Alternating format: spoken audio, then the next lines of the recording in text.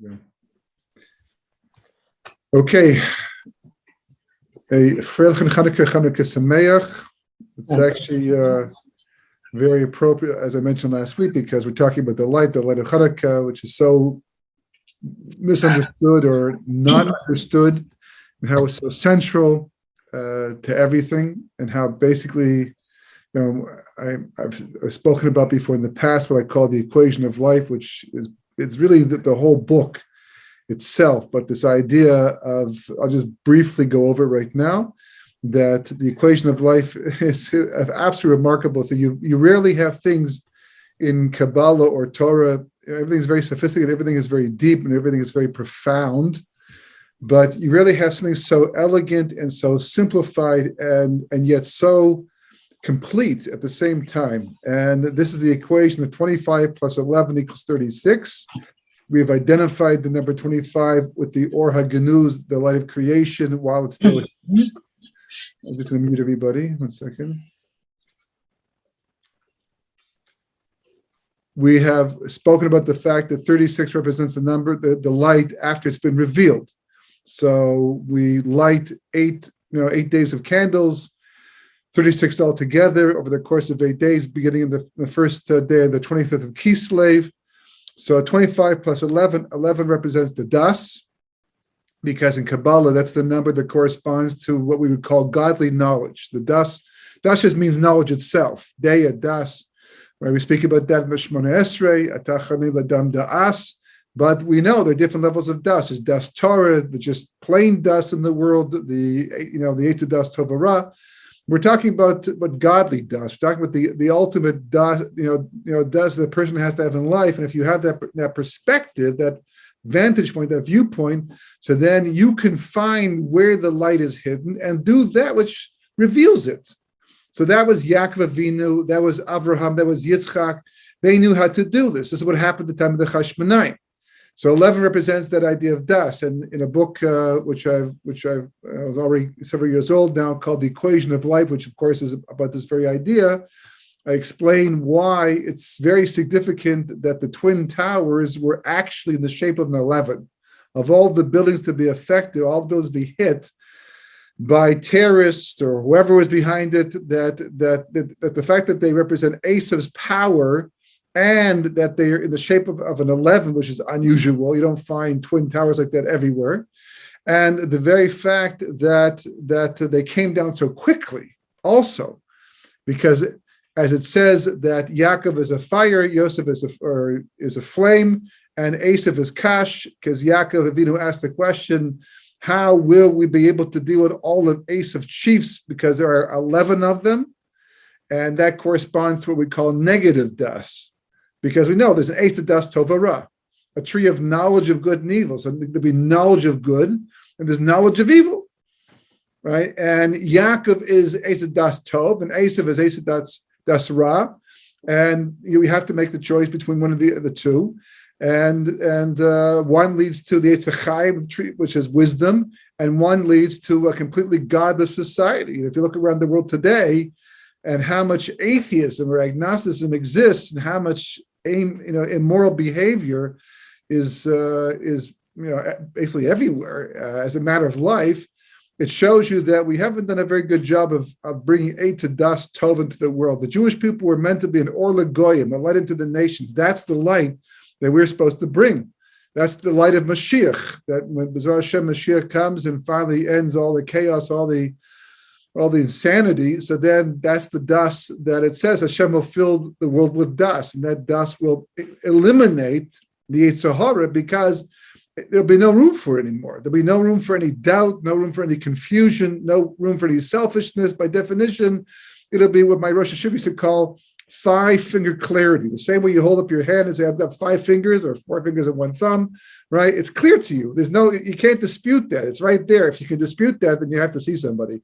But basically, the fact that it's right there in front of your face and you can point to it, the same idea. They saw a vision of a Kodesh Baruch Hu, that even Yechezkel and Yeshaya and Yirmiyahu, they didn't see by Kriyas Yamsuf, because it was such a clear vision. That's the idea of 25 plus 11 equals 36.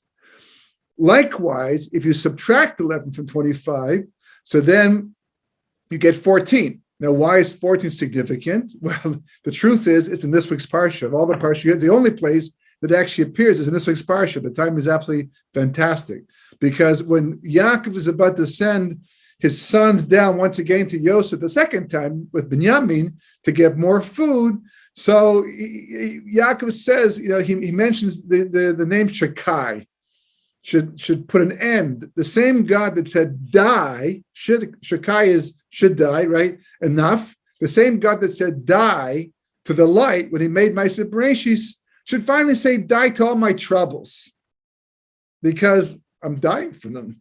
It's like, this is killing me, and enough is enough already. That's what Yaakov says at that point in time. So Kabbalah explains die is not incidental, even though the word is die, dayedu, it's a word, but Kabbalistically the word die actually is the gematria 14, because the light stopped 14 levels from the bottom to leave room for evil, because we had to have free will, so we had to have evil. So 25 subtract 11 brings you to that place of evil, of the source of all the confusion and Amalek and all the anti-Semitism and all the insanity that basically we're living with today. It's all from those 14 levels. Now, how many levels did the light actually come down with? How many levels are there altogether? So there's 50 levels altogether, right? Corresponding to the Nun Shari Bina, there's 5 different worlds. Each of the worlds have 10 spheres, 10 levels individually. There's 5 times 10 is 50. If there's 14 levels the light didn't enter, it means the light came down 36 levels. And there's a number 36 all over again. So this is what we'll call the equation of life. The amazing thing is how no one speaks about it. It doesn't come up anywhere, yet it's 100% true. It works out mathematically. It's like clear. This is what life is all about. And this is what we're trying to get to. We're trying to understand all the pieces we're putting together at this point. So we spoke about the light 25, 36, and how it shows up in Tanakh, the Akedah and Hanukkah time. Hanukkah itself is Chanu Chof Hey, right? The dedication of Chof Hey, of the 25. Right, so it's a thread that runs through everything. I mean, everything. The whole world outside around this is doing its own thing and oblivious to all of this. But this is the backdrop. This is the undercurrent. And if you understand it, you can ride it, and you can survive what's going on. When they were building Migdal Bavel, they're doing it again here also, by the way, in our generation too. Right. If you look at all the different, corporations and how they're owned by just a few very wealthy, powerful organization, companies and all that, you can see it's like Migdal Bavel all over again. But when this was all going on, Avraham was just walking the face of the earth, doing what he did best, being Makar of the world. Hashem came down, judged the people of Migdal Bavel, put an end to the whole thing. It was Abraham's 48th year of life. Where was he? He was doing his thing. He was above it. He was outside of it. It didn't affect him in any way. And that's what we want to do as well. That's the whole goal, is to be an Or L'Goyim, but also to rise above the nations of the world, to be the teacher, not the students. Because the Jewish people are either leading or following. There's no real neutral ground in between. We're either leading the world or we're following the world. We see that by Yaakov Avinu. He's called Yaakov, holding on to the heel of Esav. Esav comes out first, even though Yaakov was conceived first. He was the Bechor. Yaakov was the official Bechor, but he wasn't born first. If you're conceived first, then you're born last. So Esav comes out first, and Yaakov's holding on to his heel. And he's following. But then later on, through the course of life, he turns the entire thing around. It becomes Yisrael, and now he's leading. So when we're acting as Yaakov, then basically we're following. If we're acting as Israel, then we're leading. Because you fought with an angel, and you fought with men, and you prevail. Prevailing means you rise above the entire thing. You're not affected by it. And this is the ongoing struggle of Klal for the entire time. The Malbim brings down, a little off topic over here, but the Malbim brings down that at the end of days, based on the Pasuk Yirmiyahu, about how the Jewish people will come back to Israel. And it's actually I believe it's Perek Lamed Aleph Psukim Tes Vav to Tes Zayin, if I can remember correctly, And Yirmiyahu was just talking about, what it'll be like when we finally come back to Eretz Yisrael. And he mentions Yaakov and Yisrael in the pasuk. And the Malbim comes along and he's mafarish the psukim by saying that this pasuk is actually predicting what's going to happen at the end of days. And he says, now the Malbim is living, I believe, in the 1800s, right? And this is long before there's a state of Eretz Yisrael. I mean, Jews are coming back, but the place is still desolate. And it was quite a stretch to imagine what's going to happen, what he's talking about. And he says that what's going to happen is that finally the shibud will come to an end after thousands of years of being spit on and defamed and murdered outright. The nations of the world will finally accept the Jewish people and actually treat us more or less like equals. I mean, we've had a fantastic run of history for the last 50, 60 years, unparalleled for thousands of years for so many people. I mean, the opportunity to be able to coexist with the Gentile world has been absolutely mind-boggling that we're used to because we grew up in it. But if you go back into Jewish history, you realize it's very unique, very unique. And he says at that point in time, the Jewish people will become heads of the nations. They'll become leaders in the bank. He doesn't say banking, but he just mentioned will be leaders, will be respected, and will be leaders finally. Because it says we'll be at the head of nations. The pasuk says we'll be at the head of nations. And then he says that the reason why the pasuk changes from calling the Jewish people Yaakov to Yisrael. Now we wouldn't have noticed this because we know, but both names apply to us. Yaakov, Yisrael, it's all one family over here. So why does the pasuk change? So he says, but Yaakov is going to be first of all, it's a shame b'chutzlarts, he says. It's the name of the Jewish people in diaspora. So he says the majority, the lesser part, excuse me, those living chutzlarts, right? But he says the lesser of the nation, which would be the majority, the Hamon Hayudim, right? And they will be very happy to remain in chutzlarts and say, we've been waiting for this for thousands of years. This is wonderful to be able to be in a position like this after all we've gone through. We don't want to go back. We're happy here. Okay, it's like not Gula Shlema, but it's quite close compared to what we've undergone until now. And a small contingent, which the Malbim calls the better element, not my words, that's what he says, right? He says the smaller element is called Yisrael, because they will say, yeah, this is nice. This is all very nice, but you know what? It's not the same until we go back to Eretz Yisrael and we build the base of Mikdash and the Shekhinah has a permanent place on earth and Mashiach comes and there's no more sheker, there's no more disbelief in God and Torah. It's not the Geula. And the Malbim says, and he wasn't living in Eretz Yisrael when he said this. That's the most amazing thing. Look at the Gemara, where the Tanaim spoke about those who live in Eretz Yisrael, and they're in Bavel. And they knew there was not the same thing. And when the Malbim wrote, he's living in Europe. And he says that in the schus of that handful of Jews who say, no, we want to go back and live in Eretz Yisrael. We want the Shekhinah to come back. We want to, further that part of the redemption. He says, near schus, Mashiach will finally come. So, this is what we're supposed to be doing. We're supposed to be leading the world. We're supposed to be Yisrael, being the example, bringing that das into the world. And if we don't do it, clearly nobody else does. It's like the Arba Banim, the Chacham versus the Rasha. The Chacham understands, it's our job. If we don't do it, no one else does it, and the world will go to chaos. Which we're about to talk about in a second. The Rasha says, I don't have to get involved. If I don't do it, somebody else will do it. And maybe no one has to in the end. And yet there's been World War I, World War II. There were world wars before World War I too, but the world wasn't so sophisticated yet to call it World War I. But there's been wars going on since Cain killed Hevel, all the way back in the beginning of time.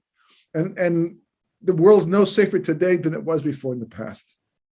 And of course, eventually it always turns against the Jewish people.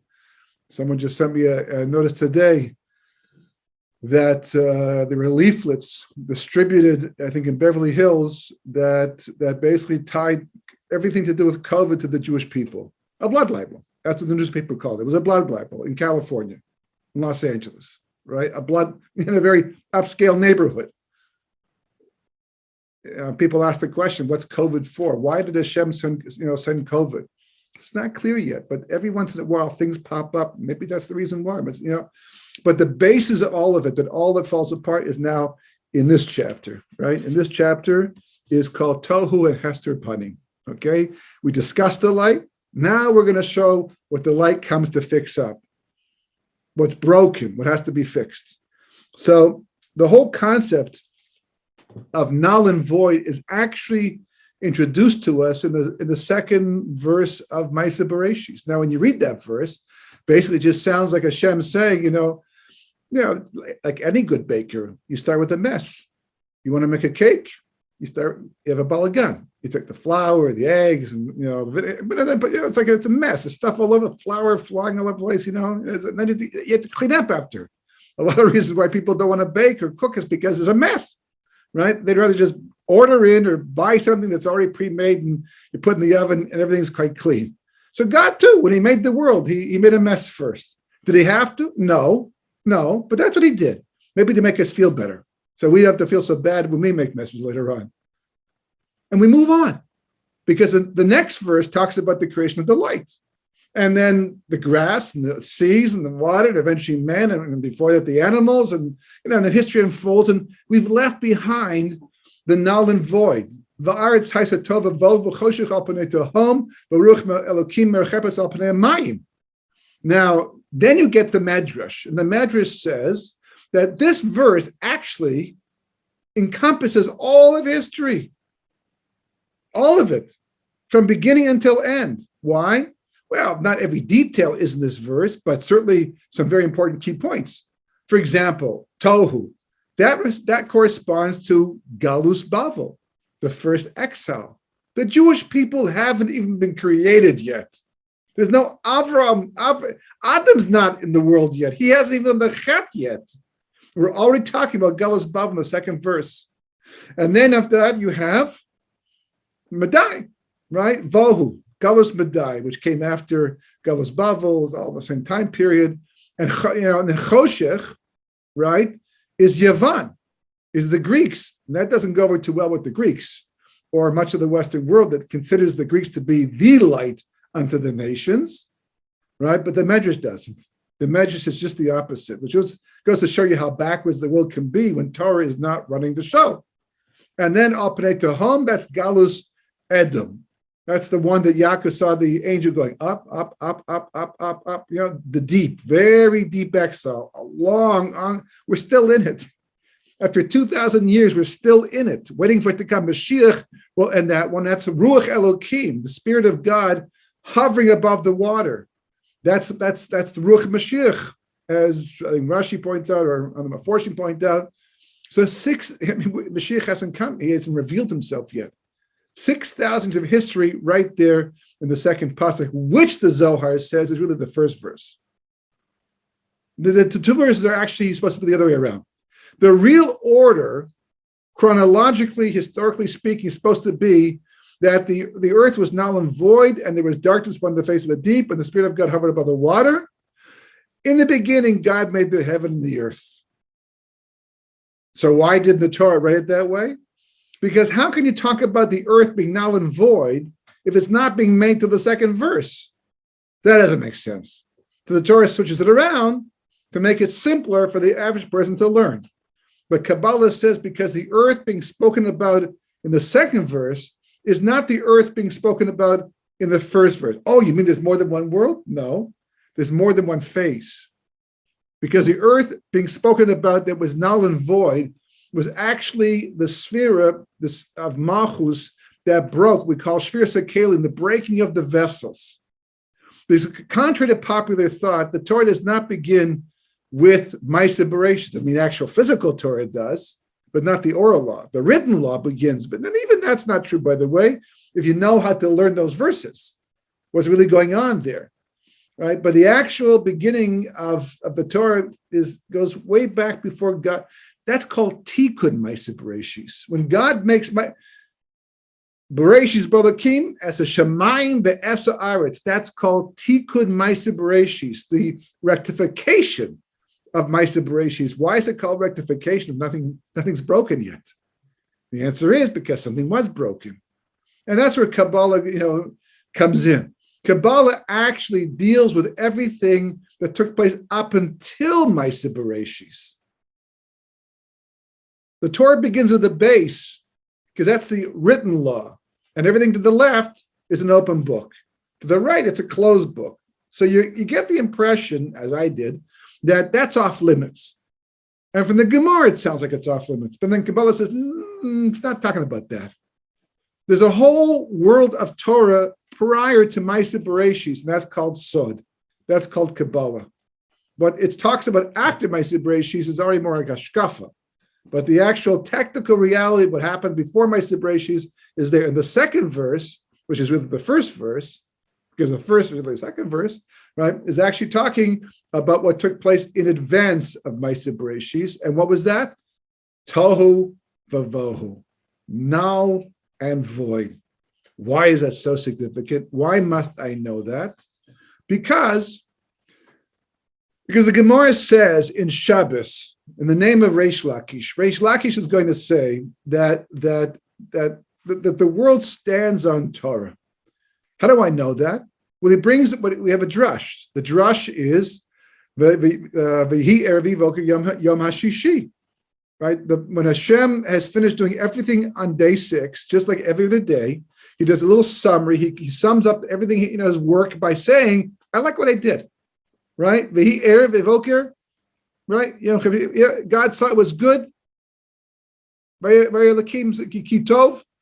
And by the 6th day is Tov Ma'od, because it also includes the Yetzer Hara. It says, Vayhi Erev Yivoker Yom HaShishi. And there was evening, and there was night, and the 6th day was over, was complete. So Reish Lakish points out something that most of us are too asleep to realize for ourselves, unless you're really paying attention. On the first day of creation, it says, Vayhi Erev Yivoker Yom Echad. One day. Why not the first day? That's a discussion unto itself as well. But then the second day say, Vehi Erev Voker Yom Sheni. And the third day, Vehi Erev Voker Yom Shlishi, etc., all the way to 5th day.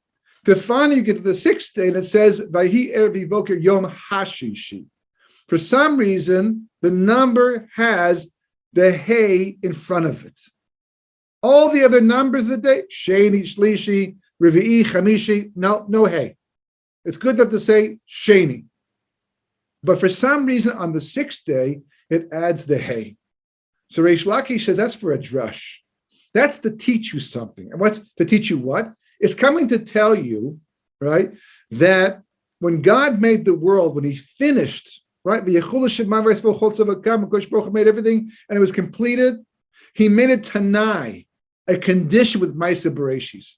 He said, we've done all this work now. We've made the whole thing. But you have to understand, the only reason why I made creation was not to make a zoo. I'm not looking to make a human zoo and watch people, it's not for my entertainment purposes. That's not why I made my separations to give man an opportunity to use his free will to perfect himself and the world and earn eternal reward, to be with me forever. That's the point of the world. And how do you do that? By Torah.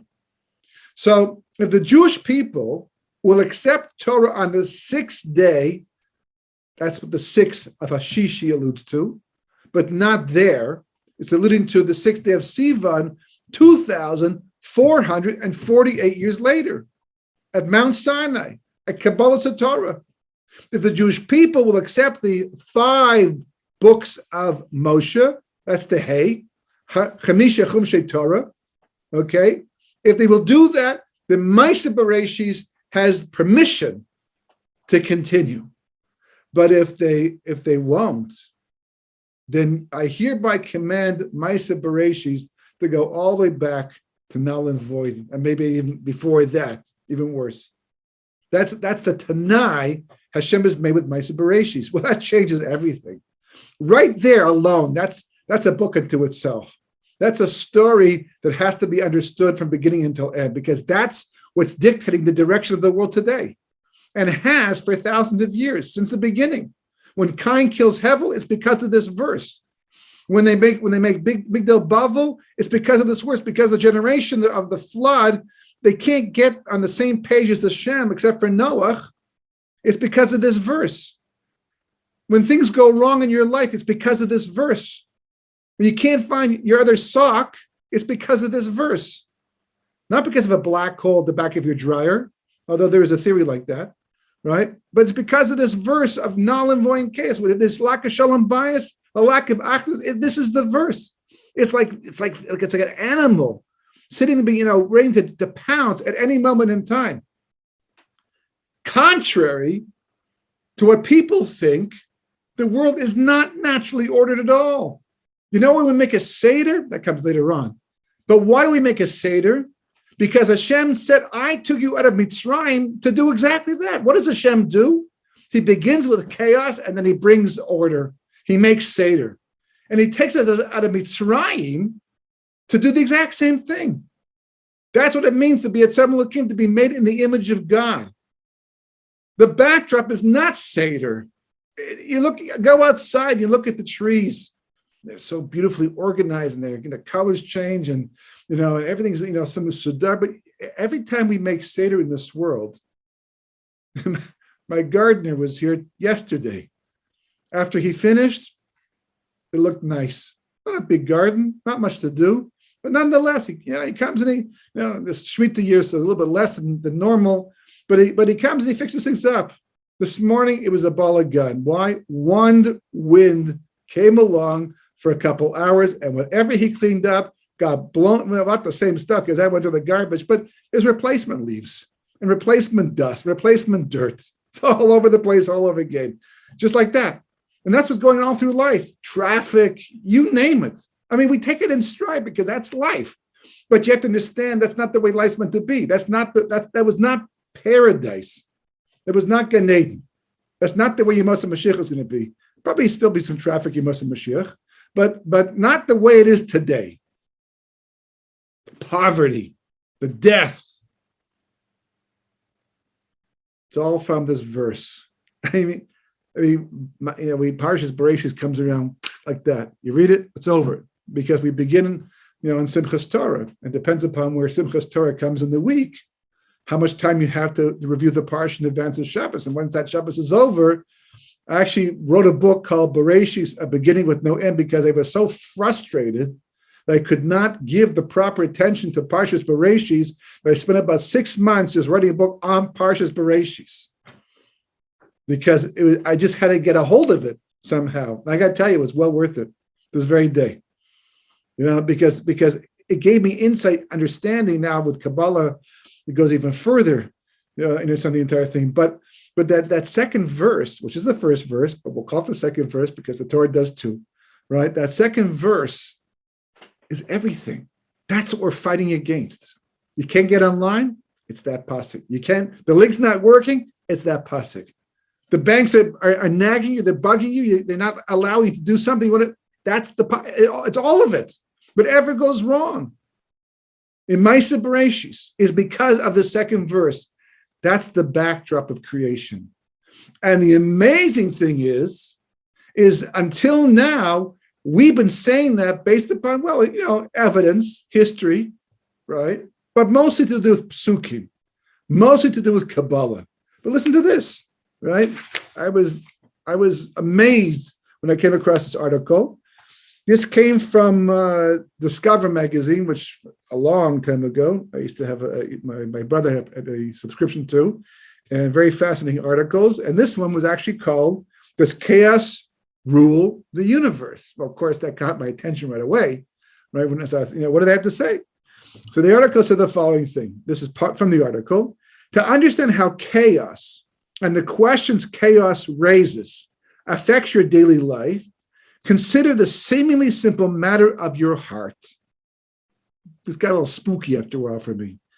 Traditional science treats it as if it were a pump beating like clockwork, whose complicated cycles can be broken down into a number of simple waves of standard shapes. Real hearts are far more puzzling. Your heartbeat is triggered by signals from your brain, but the actual rhythmic contractions are the result of a democratic vote by millions of muscle fibers, all agreeing to contract in synchrony. When I was a little boy, lying in bed, a really little boy, I used to lie there with my hand on my heart, I would wonder, what's keeping this thing going? How does it know to beat like that? Where's the battery? You wonder about things like this, right? Such a system is obviously far from clockwork. The rhythm of your heartbeat continually varies by tiny measurable amounts. Anybody who's had atrial fibrillation knows how easy it is for the hearts to be in sync with each other and how it affects your health on the spot immediately. How you just start to feel weird. Your whole body doesn't function the same way as it did before. It's not a variability imposed from the outside. Even when your body is at rest, your heartbeat fluctuates. It is caused by chaotic internal dynamics. And it goes into show how the whole universe basically functions the same way. The amazing thing is in life is not, is how chaos can enter the picture. The amazing thing is how orderly life is, despite how prominent chaos is a part of life. You look at the situation today, people complain, you think, wow, everything's so crazy and nuts, and this is out of control, and it's a complaint because we've had a pretty long period of time of political stability and world stability. There's always wars going on. There's always someone doing something they shouldn't be doing. There's always some crazy event taking place at some point in time. But overall, there seemed to be a certain, steadiness in the sanity realm, but not today. Today is just, and people, wow, what's going on? If you understand the dynamics of history, it's just the other way around. It's amazing that as bad as the situation is today, it's not worse. And you know why it's not worse? Not because of us. I'd like to believe that was the case. It could be a few tzaddikim who are still holding the world up. It's always a possibility. But mostly because HaKadosh Baruch Hu is like that little boy with his finger in the dike. He's the one holding back the insanity, the real chaos. And if, God forbid, it gets to a point we've seen where the amount of Torah and the amount of mitzvahs being done, the amount of light being brought into the world is not sufficient to counterbalance the chaos and to justify HaKadosh Baruch Hu performing the miracle that keeps us afloat, it overruns us. World War II and the Holocaust is a perfect example of that. That's the chaos coming and taking over the world. Yep, in the end, it rights itself. In the end, after whatever had to happen takes place. But in the meantime, 72 million people died in World War II at least. 6 million Jews, 1 million Jewish children. Why? Because of this verse, because of the chaos in the universe. When the Torah tells us, right? If you will walk in my way, do my statute, keep my mitzvahs, and then you'll have all this good, it's not just saying as a reward. As the Gemara says elsewhere, we don't get rewarded for mitzvahs in this world. That's for the world to come. Likewise, we don't get punished for affairs in this world. It's also for the world to come. Gehenna. So then what's all this good that Torah is talking about? It's trying to tell you that all that punishment, all that the things that are going to happen to the Jewish people, all those predictions of terrible suffering is just what happens if you take your finger out of the dike. If you stop learning sufficient Torah, if you don't do enough mitzvahs to counteract the chaos, the null and the void, this is what the world's going to look like. And that's why the situation today is very scary, because it's going in that direction. We talk about Gezar Din. The Holocaust was a gezerah. Yes, it was, 100%. Because Baruch Hu never stopped controlling the situation. But the mechanism that he created to carry it out didn't have to be created brand new at the time of the Holocaust. It was already built in since Ma'aseh Bereshis. All that had to happen was HaKadosh Baruch Hu didn't have to stop it. All that happened by the Holocaust and by World War II and World War I and everything going on today is HaKadosh Baruch Hu decides he's not going to stop it anymore. or not to the same degree. So it puts all the pressure on the Jewish people, on every individual. When someone sits here, in their living room and says, what difference does it make if I do this mitzvah with a little extra kavanah? I'm saying Shmona Esrei. It's my personal Shmona Esrei. There's 50 people saying Shmona Esrei at the same time with me in this shul alone. There's a shul across the road, and over there, and over there. We're all davening. And I get to a bracha that talks about, getting rid of all the people from history who are nasty, just plain nasty. They don't belong in the world. I don't know who they are exactly, but I know there are people like that. What difference does it make if I put all of my heart into that bracha or not? What difference does it make if I'm sitting down to learn a daf of Gemara and I'm not the most grateful person in the world to be able to learn that?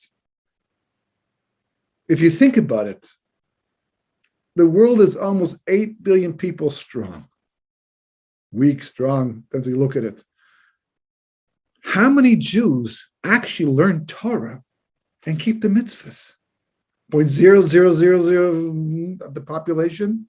There's only about 13 million Jews in the world at any given point in time. Of those 13 million Jews, a small fraction actually learn Torah and do mitzvahs properly. And even they don't do it exactly as they should. That's like asking a 2-year-old to come in and fix the air conditioning system of a huge theater. He bought his little toy screwdriver, right? Or a 4-year-old. He's got his little plastic tool kit. And he's like, what are you talking about? It's impossible. It's not relevant. And yet that's the situation today. If you want to understand how much Hashem is playing a role in all of this, do the math. There's not nearly enough people learning Torah, nearly well enough davening. You almost want to scream out sometimes, and in a shul, like people come in for shachas, mincha takes 45 minutes. You have no idea what you're doing. You have no idea what you're passing up. You have no idea the danger that we're in if you're going to approach it that way because of this verse. And the world acknowledges it. The world understands it. I mean, you read A Brief History of Time by Stephen Hawking, right? He talks about the exact same thing and how things go wrong in creation. He doesn't want to talk about God. He just talks about the chaos that's there in the world. It's a backdrop. It's the backdrop. It's constantly, behind everything. And the Jewish people are here to fix it, to counterbalance it. And there's so few of us doing it. So that's why you find, what happens is that we have warning shots across the bow. What does it mean? Well, Corona, for example, you just listen. It's like if you're tuned in, if you're trained to understand, this material, you understand the big picture, and you listen and you hear things, and those things that you hear give you insights that nobody else really is talking about. But all of a sudden you hear things like, well, people are doing chasadim like they haven't done the longest time before. People are helping out and bringing food to people and driving people and all kinds of things that we should do anyhow. It's just a sort of intransigence that develops in humankind after a while from taking things for granted. Now the rest of the world, they have their own cheshbon with Hashem, but the Jewish people, or Legoyim, Shema Yisrael, or a Ganuz, all these things, that's our job, right? So that is the concept of null and void, tovavohu, and why the Torah, we'll see how it comes to counteract that. And so that when the Gemara says, in Yavamis, the Gemara says, Kol haparnas bo la'olam b'shu Yisrael. Now, that means basically that all the punishments that come to the world come because of the Jewish people. That's exactly what the nations of the world tell us. They blame us for everything. COVID, leaflets being handed out. Now the Gemara goes ahead and says it. They could bring the Gemara and say, hey, your own Talmud says you guys are responsible. That's not wrong. In fact, it's been said, and it is said, that we once had prophecy, and then we lost that. So then Hashem spoke to us through Hashgacha Pratis. We stopped paying attention to that. and Ruach HaKodesh, and all of a sudden we were in doubt who had it and who didn't. So what about now? So now it says Hashem talks to the Jewish people through the mouths of their enemies. So listen carefully. Streicher gets up on the platform, is going to be hung. Nuremberg trials, 1946. He's about to be hung, right? These guys are terrible people. They're evil incarnate. And he gets up, and just before they put the noose around his neck, he yells out something to this very day that they use in seminars to talk about, divine providence and Ruach HaKodesh and the Megillah, because of small little letters by Haman's sons' names that make the date of the Nuremberg trials. And this guy gets up and he yells out, Purim Fest, 1946. A Nazi gets up there and yells out, Purim Fest, 1946. They didn't ask him what he meant. He just went up to the gallows and he was hung, right? But we're left to ask the question, what did he mean? Well, the enemies, Hitler himself, he did research. Amalek, they do research. They know their enemy. They make a point of going back and understanding who the Jewish people are. Even Hitler was quoted as saying that when I look back over the history of this tiny little nation, I wonder how it's possible they're still here.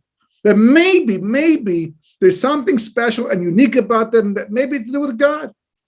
But just in case it's not true, I'm taking one more shot on behalf of mankind. And in the end, he was proven right, because we survived and he didn't. And this is the way Hashem talks to us through these things. Do they know what they're talking? It doesn't make a difference if he understood the mechanics or the words or the details or the Hebrew. It doesn't make a difference. The point is Hashem talks to us through them. He gets them to think a certain way to tell us what's necessary. So in a sense, you could always just listen to the world and see what's going on.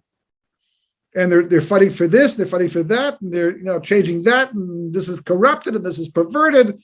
Well, this is just a way of telling the Jewish people what we have done on our own amongst ourselves in the world. That not like that, but when it comes to us, it's like if you draw two lines. At the beginning, the two lines are very close together, but as they go further apart, they get very, very wide. It's always amazing in history how it is that something they call the butterfly effect, I believe to some extent, that how something can start so small and become so big and so different over time. And you say to how did the world get to that? We trace it back. In the early 1990 something, I was reading an article, in Time magazine. It might have been the same one that got the thing about this, what does science teaches about God. And there was an editorial, actually, I think it was different because I was in Israel at the time. And there was an editorial, and the editorial said that the fact that homosexuality was coming out of the closet, that it was becoming more acceptable, was a negative sign. This is an editorial in Time magazine. So this is what happened to Rome just before it collapsed. And he's 100% right. The same article today, you wouldn't write it. You'd lose your job for sure. And if anything, you might get killed in the process, because but that's exactly the point. He said that back then. That was Hashem telling the Jewish people and the world, this is where things are going. I once listened to a shir by Rabbi Yaakov Weinberg Tzal from Ner Yisrael, Baltimore. And he was talking, at the time he was talking, I think it was 1980. So they had not accepted abortion yet. They were talking about it. They had just decided to talk. Until that time, you couldn't talk about it. The church had a lot of control over the situation still, and they couldn't talk about abortion. All of a sudden, now let's just have the discussion. We're not saying we're going to permit it. Let's just talk about the possibility. That's all, right? He said, that's it. It's just a question of time before it becomes permissible. The whole thing is going to be, and unravel from that point on. He says, why? How do we know this? He was talking in Parashat Yisro. I don't know which was the inspiration for which, but I believe it was Parashat Yisro. And he was talking about how Yisro comes along and says to the Jewish people, says to Moshe, really, what you're doing is not good. This is not the way to function. Instead, what you have to do is you have to appoint people, judges who will listen to the lower, the cases lower down, and whatever they can't resolve, they can't solve, they should bring to you. That's the way it's presented. So Moshe says, okay, what can I do? It's like that's what has to happen. That's what's going to happen, and they're all in agreement. Moshe doesn't say no. We only find it later on in Parshas Devarim when Moshe gives him tochacha for having accepted that. He says, first of all, the reason why Yisro suggested that was because he saw people standing in line all day long to get their cases heard by me. Most of the cases should have been resolved by the two of you, or the three of you, or the four of you. If you're interested in emes, you're interested in doing Ratzon Hashem, you should have come to a conclusion that worked for everybody. Only when you had a shailed halacha that you couldn't resolve, where there was a chiddush that had not been brought out yet, so then you come to me and I had to talk to God and get the information. But that's one reason why he suggested what he did. And second of all, when he finally did suggest it, why did anyone say no? We don't want to get it from some guy lower down in the totem pole. We have Moshe Rabbeinu who talks to God directly. That's who we want to get our psach halacha from. You didn't do that. You know why? Because you didn't want to. You wanted specifically to go to lower court, down, because then you have more of a chance of winning. Maybe you can bribe the judge. Maybe you can confuse the judge. He doesn't know exactly what he's doing. Maybe he's intimidated. With me, there was no way to do anything that was not right. But everybody else, you were looking to win. You weren't looking for truth. You were looking to win. So they asked the question, what Moshe Rabbeinu didn't know about this hierarchy of legal system before Yisro suggested it? Of course he did. He saw it in Mitzrayim. It was all over the place. But you don't have to be a rocket scientist to figure that one out. Just necessity is the mother of invention. So they would have figured it out. So why didn't he? Because the system was better the way it was. He talked to God, they talked to Moshe, he passed on the din. So then why did Moshe say something? Because once the cat was out of the bag, once Yisro suggested it, everybody else wanted to suggest it, who's going to talk to Moshe Rabbeinu? It's like, some kids who want cookies and they know their mother's not open to the idea, perhaps, of giving them cookies. They don't want to be the ones to ask. So they get the little kid, the one who's too innocent to get in trouble, to ask for cookies on behalf of everybody. Because this way the mother says, no, she says nothing, but if they ask, they might get in trouble. So they're not going to say to Moshe Rabbeinu, why don't we, divide up the power over here and not talk to me directly? Where are you coming from? We're not going to suggest it, not to Moshe Rabbeinu. But Yisro comes along and innocently says something. But once he says it, now we're going to take hold of it. And of course, it starts to unravel at that point in time. Situation just gets worse and worse and worse. The Egel Zahav, the golden calf. That's exactly what it's about. This is chaos coming in. In fact, Rashi says that that's what they saw. The Sefer Achra showed Moshe Rabbeinu being carried off in a bier as if he died, and darkness descended on the world. It just means that without the light, the darkness comes back. Chanukah is a remarkable holiday in some respects, more than Purim, even Pesach, everything else. They come when they come because that's when they happened. And Chanukah too. But what's amazing is Chanukah comes in the dead of winter. When it's darkest, the days are the shortest. That means Shkia right now is the shortest. It's turning around. We've got to the bottom of sunset at this point in time. It's turning around. This is when we light the candles at that time at Shkia. Depends on the Shita, but to tell us what? That's our job. That's in the light is there, but it's buried by the darkness. And if we don't bring it up, the case is going to rule. And then the world falls apart. We're blamed for it. You know why? Because we are blamed for it. Because no one else can fix it. There's no merit amongst the billions of Gentiles in the world to justify creation alone. It's the Torah. Reish Lakish said that. The Jewish people had to accept Torah and live by Torah. And here's the point, is that when God ended the null and void back in Ma'aseh Bereshis, he didn't end it completely. It was a Tanai. It was God's way of saying, you should know, as much as I put it back in the cage, it can come out any point in time. It's just like an animal of prey, just waiting for the opportunity to pounce when the door opens up so it can run out. Every single day, all the time. We sit back and enjoy the luxuries of life and pleasant. And it's like until something comes along to remind us that there's chaos. Something goes wrong. And I have a big problem with things going wrong, like most people. It's like I really like things to be misudar.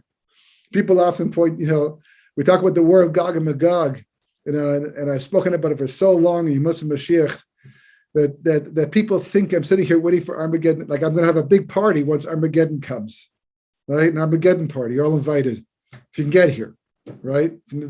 You understand? Not at all. The whole reason to talk about it is to hold it off. We like Seder. We like order. We like comfort. We like everything to be exactly the way we imagined it to be.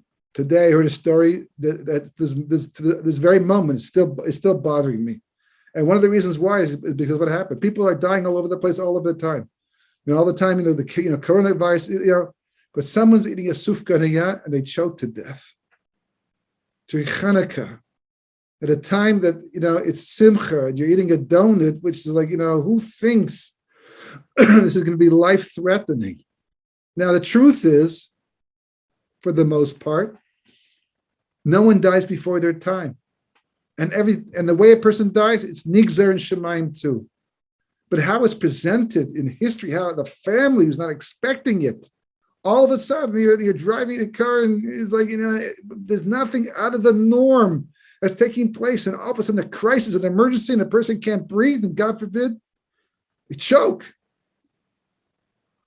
And in this case, it was fatal.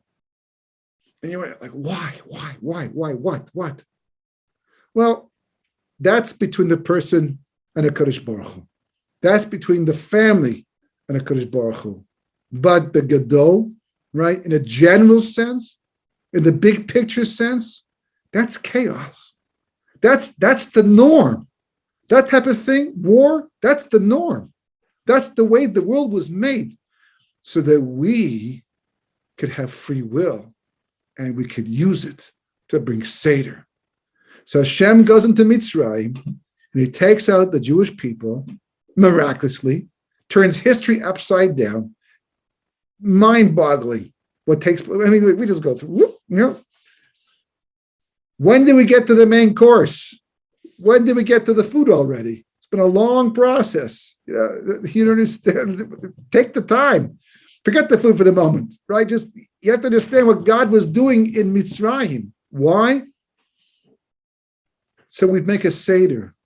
Why is it called a Seder? Why did we even bother reading the table of contents? We even sing it. There's a song. When's the last time you read that you sang the table contents of a book? And yet that's what we do. Because the whole evening is about Seder, of organizing, of fighting back the chaos, the null and the void that is Mitzrayim. And Mitzrayim was once upon a time Egypt, but as we'll see, God willing, hopefully later on, if not now by Pesach time, Mitzrayim, the word itself means Meitzir Yam. It means the constriction of Yam, and the gematria of Yam is 50.